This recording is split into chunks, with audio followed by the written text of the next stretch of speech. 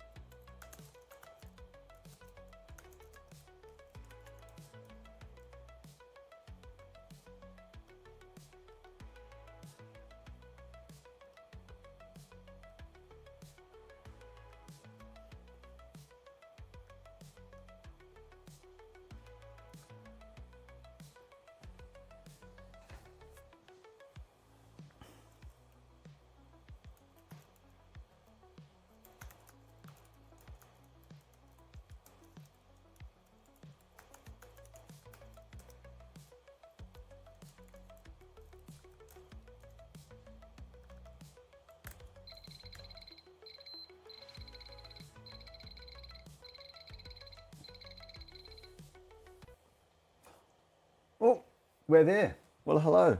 Welcome. It's Tuesday. Again, I'm just doing the planning for the show as we speak. This is how disorganized I really am. Although I did spend 15 minutes getting the lights done. So I need a haircut. The light next to me right here is super bright because what I did was on Temu, I bought one of these. Let me see if I can get a different view going so we can enjoy there we go. Let's try this one. So look, I bought that off Temu for something like, I think it was like $15 or maybe even less, $10 or something. It's a light meter. It's not a Schack. Schack light meter designed specifically for the cinematography world and video world is super expensive. Like they start from about, the cheapest one I saw on Amazon was $175 for a manual, which does all the things that I needed to do, a manual light meter. $175, manual, no batteries, no nothing. And then the most expensive one is $2,500, which pros use in Hollywood movie sets, etc. Just by the way, topics today I'm covering is going to be the Schack lighting, using AI to help me do that. A little bit of a touch on AI and production work, and an example of a song that I put together. And then I want to go back to the Micro Freak and the Behringer FX600 because I found out some more information about that, which may be of use to some people. So let's just go AI song production. Let's go. I'll do that first after this light meter thing, and then we'll do the Micro Freak Behringer last of all. But getting back to this light meter, this thing is pretty interesting. I've been, as you know, I've been doing sound on indie movie sets for quite a while, about almost 3 years now, and I've never, I can say with confidence, I think only once maybe. But anyway, I do indie film work, recording audio, roughly on average, say twice every 6 weeks. All right, there's something going on. Sometimes it gets super busy, and I've got 2 or 3 shoots on in 1 week. But most of the time, it's a couple of weeks between gigs. And on set, I try to get to know everyone that I can, just to network and things like that. And I've never seen any of the gaffers or any of the lighting people, not even the camera people, use a light meter, ever. Like maybe once or twice I've seen a couple of people use a light meter, which I find incredible. I guess it's similar to sound. I bought myself a whole raft of meters. I went crazy on Temu and AliExpress. I think Temu is the cheapest ones. So I was on set and I saw someone with a electromagnetic spectrum meter. It was a prop they were using as part of the movie that was being produced. And I just thought, man, I'm really super interested in what that thing is. So I looked online, and $10 later, I've got one. So I bought a sound meter, a light meter, the electromagnetic spectrum meter. I've got a capacitor discharger for electronic work I want to do. I've got the light meter, and a couple of other things are still on order coming through. They're all around the $10 mark, $10, $15. So they're not super expensive, but they're surprisingly useful. So I got the light meter, and then I had some time on the weekend because it's a long weekend, Anzac Day holiday. So I was sleeping late in bed, and I thought, I wonder how I can use this light meter in helping the production. So I did a whole lot of research with the help of ChatGPT and Google. I'm assuming that could be Gemini. Yeah, probably Gemini. Anyway, it's went through all of this mathematical physics regarding light and how the inverse proportional relationship between light and fall off of light works. So the further away you are, the more light disappears exponentially as you get further away from a light source. There's a difference between luminosity and so there's luminance and now I can't remember the terms. This is crazy. That's not good. Luminosity and illuminance, they're different things apparently, or intensity maybe. Anyway, so there's different components for light in terms of reflection of light, and light being produced and absorbed from a light source. And the light meter, some of them have this dome, this spherical kind of opaque dome on here, which can retract or extend. And when they're extended, then you're getting light from all different sources coming in for a average kind of light reading. And when it's retracted, you're getting more of a 2D flat plane directional light intensity or luminosity. So the reading, you get a different reading basically on whether the white dome here is a sphere or whether it's compressed as a disc. It's and the formula that we use for working out the lux, the candle candela per square meter changes depending on the mode that you put it in. This one is always a 3D mode. It's not in a. I think it's going to be the intensity when it's 2D. So anyway, this has opened up the whole new world in terms of ISO settings on cameras, gain, the differences between the way the cameras receive light. I just nerded out big time. I love this stuff so much. And what I've done is I've worked out that I've got two cameras in here. I'll show you what's going on. We'll use this one. So I'm going to nerd out just for a sec. So here, this Canon XA10, this one has got a, what is it? It's a much smaller sensor than the camera that I'm using as the main camera. So the main camera, let's show. Oh, not wrong. Sorry. So the main camera over here, this is the XF605. This has got a 1-inch sensor in it. So being a bigger camera with a bigger sensor, the Canon XF605 behind me now actually receives much more light than this Canon XA10, because the light coming off the XA10, of course, is from a much smaller sensor.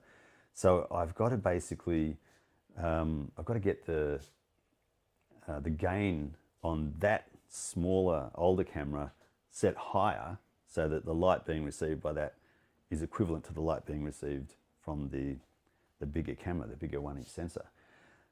So I've upped the light. So when I'm sitting over here now, the light should be, I've got to change the view, of course. The light should be better.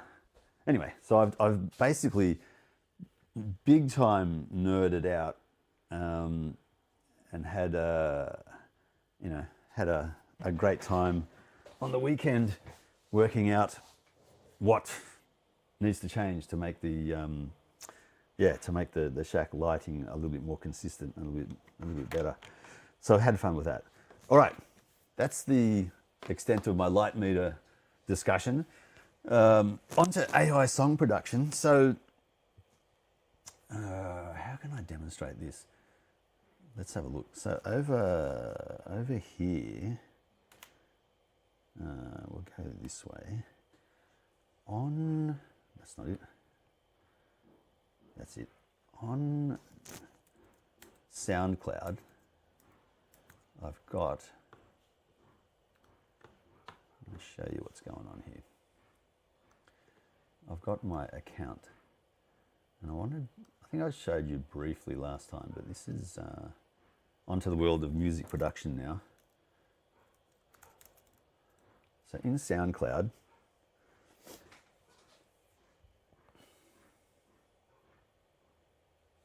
I wrote a song a while ago.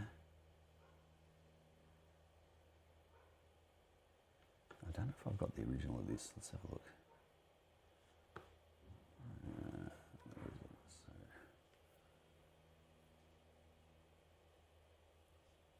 Where is that?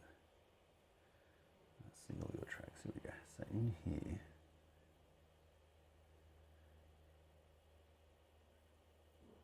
I've got to fix up my internet connection as well. It's very slow. I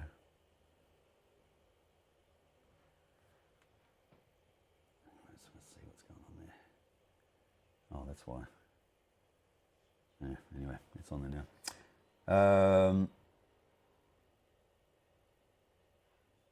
Oh gosh, that's too slow.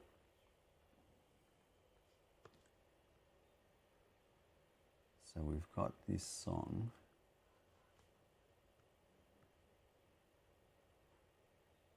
I want to, you guys just got to bear with me for a sec here. I'm going to show you this song. It's so funny. This one. So, Monday Morning Blues. Have a listen to this. Oh, where's it gone? So this one here.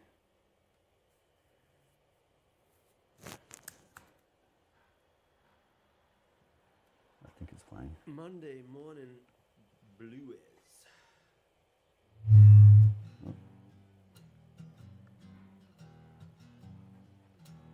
Can we hear it? It's Monday morning. So you hear that? I'm gonna put my headphones on so I can hear with you. Can't put my finger on it. Just not right. Yeah. You hear that?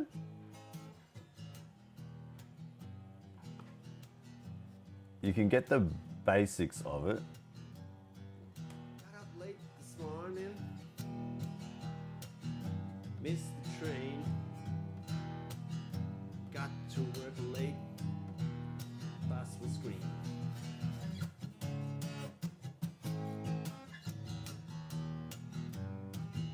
All right, the reason I'm playing you this is because one of my friends, James, grabbed a hold of some of our old recordings that we did together, and he pumped it into Suno, and it comes out like this. Sorry for the slowness here, but if I change the internet now, it's just going to destroy the whole stream. So this one here now, this is what Suno's done to it.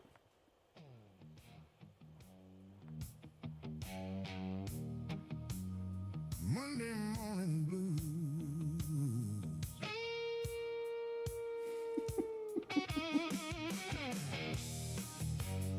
I love this so much. All right, so the reason I'm showing you this is because in my mind, that song is not finished. So what's prompted this off is I saw a guy, a music production guy from America on Instagram Reel, and he was talking about how he prefers how he gets his demo music coming into him for him to investigate, to produce for other people. And he was saying, all I want is your idea put down in a basic form, the singer and either a piano accompanying or a guitar accompanying. That's it. So he can then work out, do I see this being keyboard driven, guitar driven, or some other, musical items being included? Do we have a country feel, a rock feel? What's it going to be like? This is what Suno is doing for me. So rather than pay that guy and wait weeks, he's in America, we can just pump it into Suno, and he or it can be the production idea person. We can just give it, make it country, make it rock, make it blues, make it whatever. So this is what I'm doing with my music production now, is I'm getting an idea, recording it just on a raw basic form. I'm going to upload it up to Suno, and then change timing, tempo, etc. Because you notice that there's another song I've got where it's even more apparent. I've got a slower version of a song. I pumped it up into Suno, and Suno brought it back at a much higher beats per minute, and it sounded a stack better. So there's that kind of an idea where instead of me trying to work out, a good way of making a sound, Suno can do that very, very, very quickly. And so for me, I'm not pumping out the work for Suno to create the music from prompts only. I'm giving Suno my idea to then enhance in a way that I could probably do, but it would take me so long. I don't know if I'd be able to do it in the time. And then what I do is I get the song back, and then if I like it and I'm enough, I can tweak things on it. So Suno gets words wrong, it gets timing wrong, it gets some little things don't always work out the way that I want. So what I do is I get it off him and I just do what I want to do then to the remainder of that song. So what I'm doing now is I'm happy with the way that the previous song was sounding. So I'm going to basically emulate that and make it sound similar to what Suno has recommended. So in my mind, I'm still the author, the creator. I'm just parceling out, as I would to any other production company, make my song sound good, and then it's still mine. So that's the way I see a good way to use AI is to parcel out the component of the production process and then still maintain ownership and creative control and do what you want with it. Just think it's a good way, that's all. So I don't see AI as being a problem. I see people who farm out the entire creation and production process as a problem.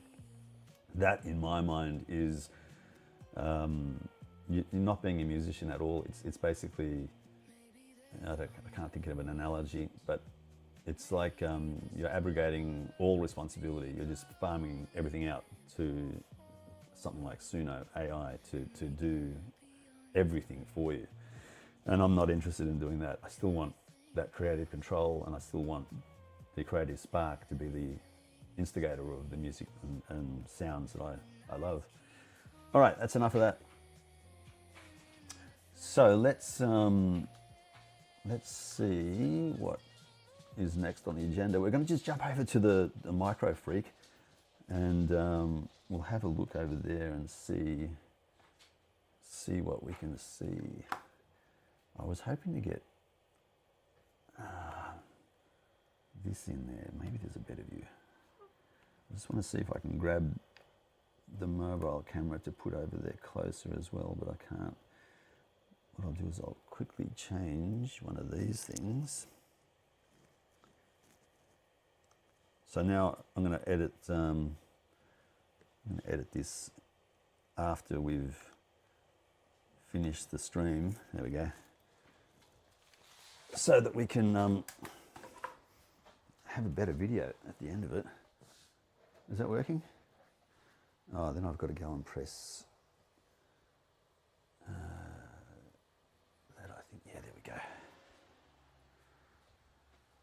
All right, so we're here. Let's get a look at this. So what I've discovered is with the Behringer, it's not going to stay put. Can we see it? No. I need to rest that on something. I'm going to put that over there. Put that there.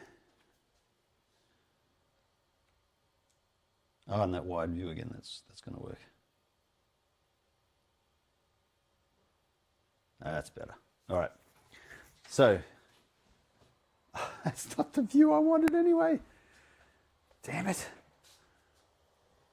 This will have to be heavily edited. Let me see if I can do a better view. Is that the one we're after?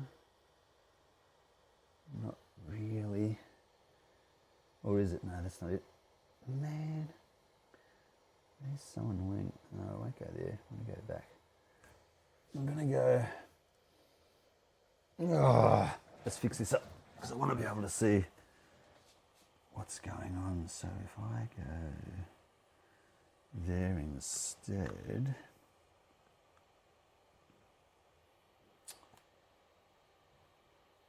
you know what? I think we'll just do this. We'll just do that. Oh, that's going to get boring though. You can see what I'm doing. Let's stick with that. So, what we've got over here, a bit of blooming on the screen there. So, got the Arturia Micro Freak. Now I can't hear. I'm going to turn up some volume over here. Not too loud, but loud enough. I can just hear it. Okay, so we've got that happening. So with the Behringer FX600, last time we looked at it, I was going through the 6 different settings that we've got. Now I'm going to have to bring up the manual somehow. I'll work out how to do that later. But if I put everything down to the minimum, so you can see, in fact, that's got to go over there. We're starting with kind of 0 clean slate. It's off as well. So there's our standard kind of tone.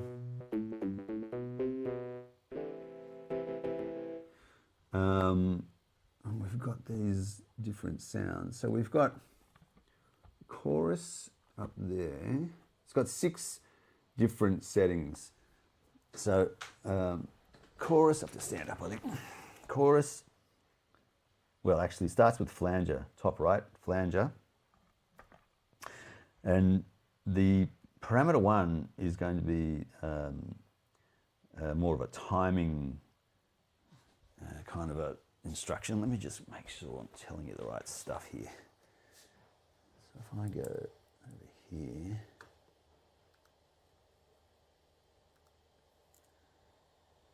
in fact that's not it. What I'm doing, I'll load up books, because I've got the manual in PDF format.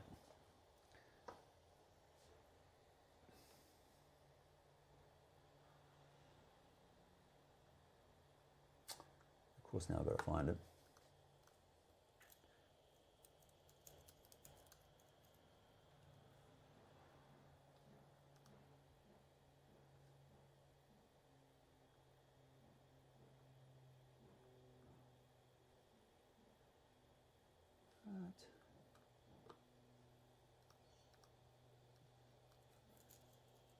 FS600.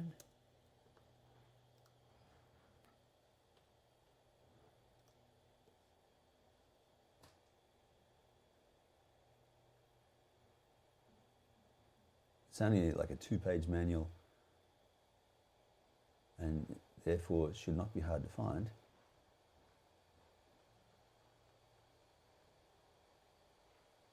And of course, no, I can't find it. What is going on? This is what I mean about being prepared.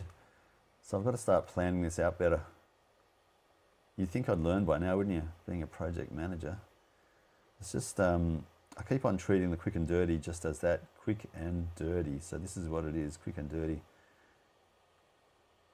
Have I got to download it again? Why can't I see this yet? Oh, there it is. Finally found it. I need to give it more time. Come on. Okay, so it's got the order wrong, so it should be on the manual. So flanger, chorus, phaser, delay, tremolo, pitch, shifter. And the first 3 effects plus the 5th effect are all effects speed for function 1 or parameter 1. And then likewise the first 3 and 5th do, well, parameter 2, the second knob, looks at the effect's depth. And then we've got time delay and delay feedback for the delay function, which is different. And then for the pitch shifter, detuning and semitone pitch. I'll start with the pitch shifter because that's really, really cool. What it does, the pitch shifter, so we put that to pitch shift all the way to the right, or left here, pitch shifter, and we're going to have a mix between wet and dry, 50-50. So what it does, if we hold down a note, C,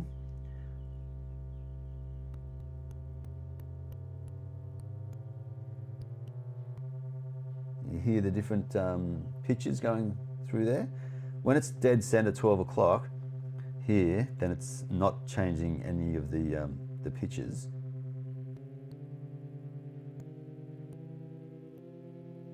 So there's the 5th pitch. I like that. And then if we similarly with the parameter 1, it's detuning it, I think it is. And so we get a different so that's pretty cool. You can use different presets as well to really enhance the effect or make the change sound better. but it depends on. So without the effect, this, with the effect, this. So it just depends on, obviously, what you're looking for. I'm going to put it back onto my bass boss. So that was the pitch shifter. If we go to delay, I'm doing that in these two orders because the remaining four operate the same way with parameter 1 and parameter 2 knobs. So it makes it easier to understand what's going on.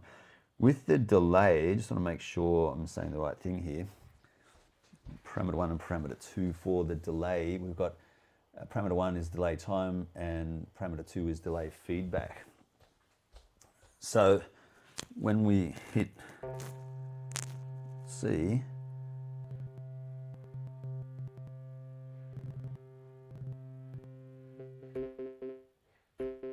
so I'm moving parameter 1.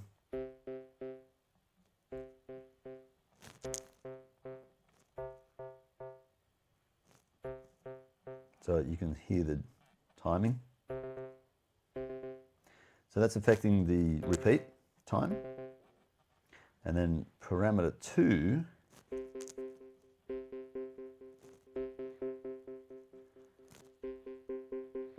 so maximum, it just keeps on repeating.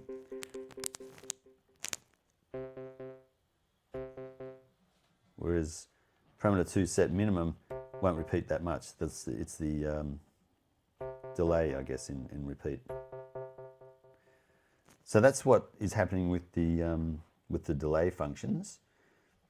If we go now to flanger, so all of these next four are being controlled in a similar way. So effect speed is parameter 1 and effects depth is parameter 2. So with the flanger, parameter 1,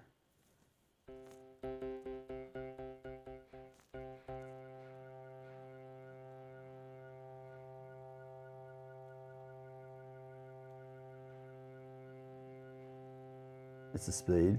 There's probably nothing happening till we get the depth going.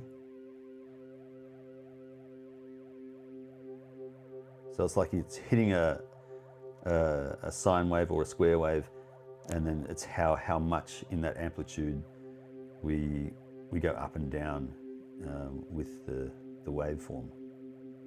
And we make the waveform go faster, the frequency, with this parameter 1 knob. That's pretty cool. Chorus, similar thing. So we've got the speed and then the depth. I don't like going crazy with this chorus. I like it somewhere around here. That's chorus. And then phaser, similar thing. The speed and depth. How much of that wave we're going to the trough and the peak. how high and low that wave is being modulated, and then the speed with parameter 1.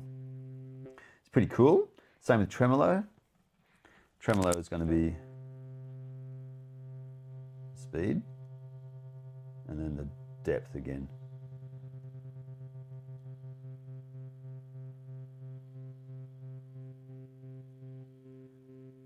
And that's pretty much it. And you can change the level of the wet and dry signal, like just dry there and then fully wet. And then a blend of the two. So it's pretty versatile. The best thing about this though, I did some experimentation with having a Y cable, so the mono would be going into both left and right channels. It made no difference as far as I can tell. So the a mono single TS cable will go into port A and then comes out stereo out of A and B here, so it's in separate channels into the video roadcaster video straight to you. So that's it. That's how this works. I'm going to have so much fun using this. and this. So yeah, we'll keep on experimenting with all of that stuff. But I just wanted to quickly go through that the parameters there with you so that you had a better understanding of what those knobs do. Unfortunately, like I said before, I wish this had a way of patching in a couple of effects at once, but it doesn't. It just does one effect at a time. But still, for $58, that's not too bad. I got that off Amazon. It's plastic, it's not metal. But all of the pots work well. There's no scratchiness, there's no dead spots. It's battery powered. You've got to push these little things in at the side, this hinge here, and then that, get this camera right, this hinge, whoa, this hinge here as well. That when they're both compressed, there's a spring inside, the lid comes off, and then you get access to the inside to change the battery. It's a little bit on the flimsy side, I've got to admit, but so far, you know, on the desk, it's not going to get damaged there, so I just hold it up. It's going to hold up reasonably well. There you go. So that's that. I'm going to, as soon as I get my practice done on that song I showed you earlier, I'm going to use this, and we'll do a little bit of a. I've got plans to do a reel or a short on the guitar here, just to push the music a bit more as well. I just love this guitar, gotta tell you. I'm thinking of doing one last thing to it, but pretty much this is the final version now. I've got one last thing that I'm possibly going to do, which we'll do a video on later. And I've worked out a good way to get all this hooked up. So I can either go through the amp with this connection through that DI box, or go straight through to the Rodecaster video through the XLR cables along the wall up here into the mixer, out of the mixer to XLR cables along the floor and going up and then into the Rodecaster video over there, so it goes straight through. This is standalone, but having great fun with this. This amp has got a whole lot of connections on the back. So we've got a remote switch, which is the 2-foot switch thing on the front. There's send and receive, return and send for guitar loops, which is all of that.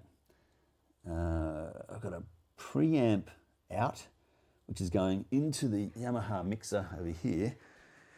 I've yet to work out how to get that going, so I'm in theory, I'm hoping that I can kill the sound from the power amp and just use the signal from the preamp to then pump into the Yamaha and then go into the video Rodecaster that way for live streaming music as well.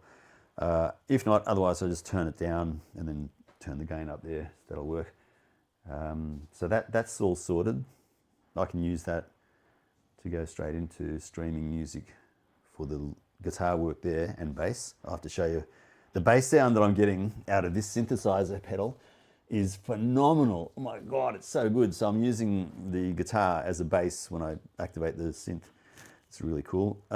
Just got to work out a way to integrate the Tascam so that I can get audio from this mic through the Tascam into all of that, and then into the Rodecaster video, plus have the ability, the flexibility to go through the amp there if I wanted to as well, which I should be able to do. Anyway, work that out. So that's a couple of projects to do there. Speaking of projects, look at all this stuff that I bought. I've got a Bluetooth speaker kit to build here. I've got a Tesla coil thing to build there. I've got a treble bleed circuit for the guitar that I'm going to build over here. This is the dumpster find. I'm still pointing at it. I haven't done it. This is a kalimba that I picked up recently to put into the sound box, which I need to paint and then join together, which I've been speaking about for ages. I bought a light for the shed to go in as well. So I've got a few projects going on right now. But yeah, enjoying this life. Got to tell you, loving this life so much. Why have I got them like that? Okay, that's why. So a couple of different views there of the old Andrew. Okay, I think that's it. I think I'm happy with what we've discussed there today. So let's let's say goodbyes, because I've got to get back into work and do things. I've got to change my internet provider, my mobile provider, save some money, and get some more work happening too. Let's say goodbye. I'll catch you all next time. See you guys. Take it easy.